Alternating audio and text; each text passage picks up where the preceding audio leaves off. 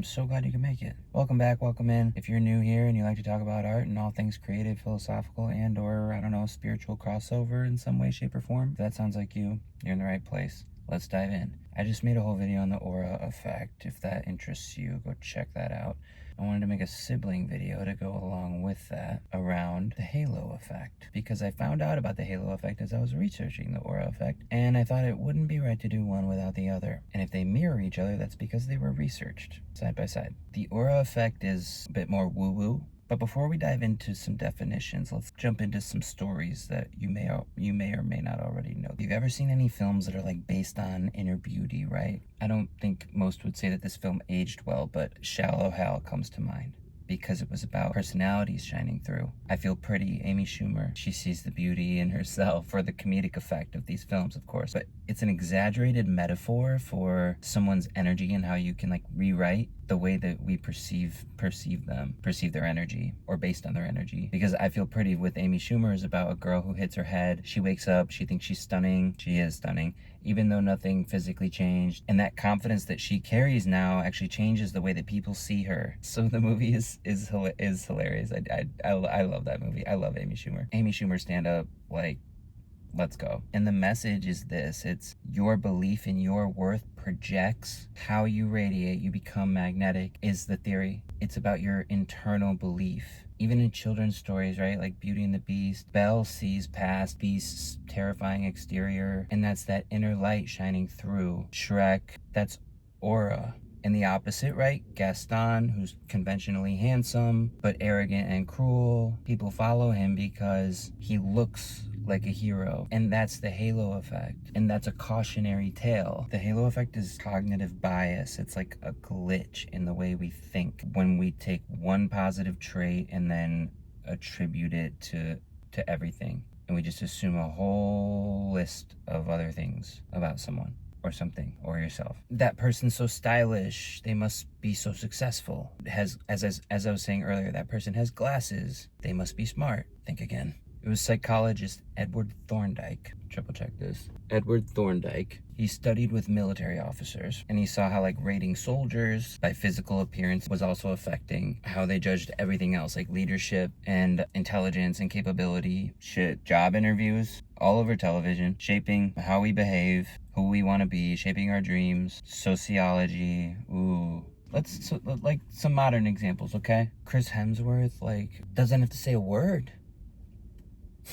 And goddamn, halo effect. Zendaya, baby.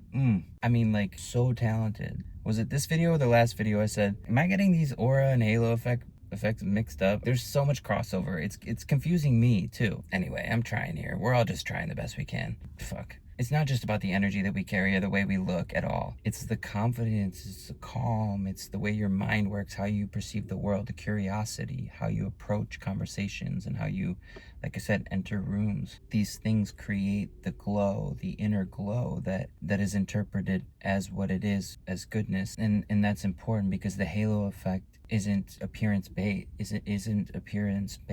Or is it? Is it? Am I just being ignorant and naive? Am I wanting to believe that it's not? Actually, let's open it up to the floor. Is the halo effect just about how you look?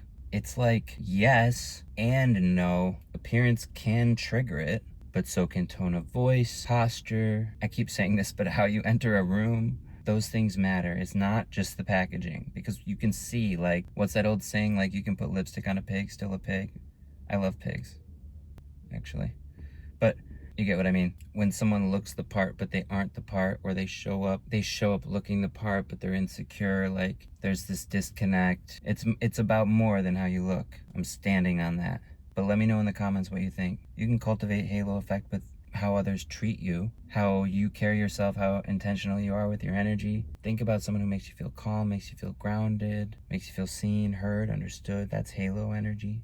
And our brains are constantly scanning patterns, and they're looking for indications of who we are based on what we're seeing, right? And we're constantly filling in the blanks about who someone is, right? Like, you know, if you're an organized person, then it's assumed that you're reliable. This is such a departure, but go with me, please. Filmmakers use that to their advantage in such a beautiful way. They leave things out on purpose. knowing that an audience's brain naturally tries to fill in the blanks. Like our subconscious is cluing us in all the time, and it keeps you on the edge of your seat. It allows you to invest in the plot. And that's why when you see a really good film and the payoff at the end is so good, it feels like a high, because it actually is. Like your brain's just like, wow, you didn't see that coming, or like, oh, they're in love, or yeah, like maybe it's a sad ending, I don't know. When it works, it pays off because your mind is catching up with the story, or trying to anyway. Think about like Arrival, The Sixth Sense, Everything Everywhere All at Once. Satisfaction is almost in like realizing that your brain was a part of telling the story.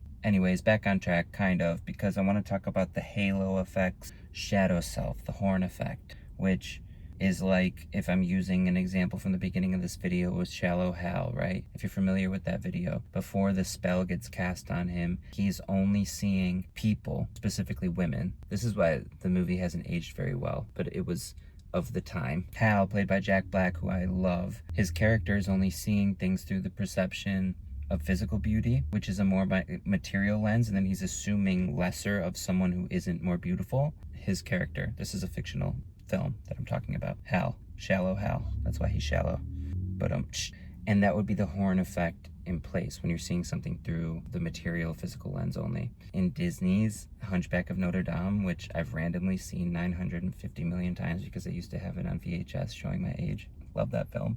Quasimodo is gentle and kind, but he was judged and feared for his appearance. Meanwhile, Frollo, polished, respected, literally like the villain. Halo versus horn.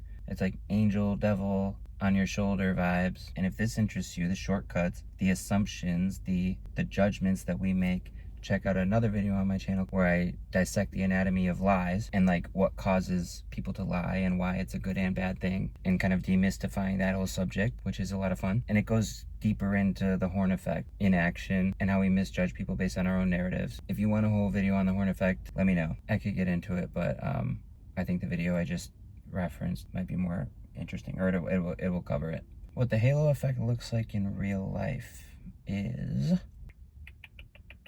the confident coworker who gets respect even though they don't do the work, the sweet looking neighbor who everyone trusts even though maybe they're like sketchy or something.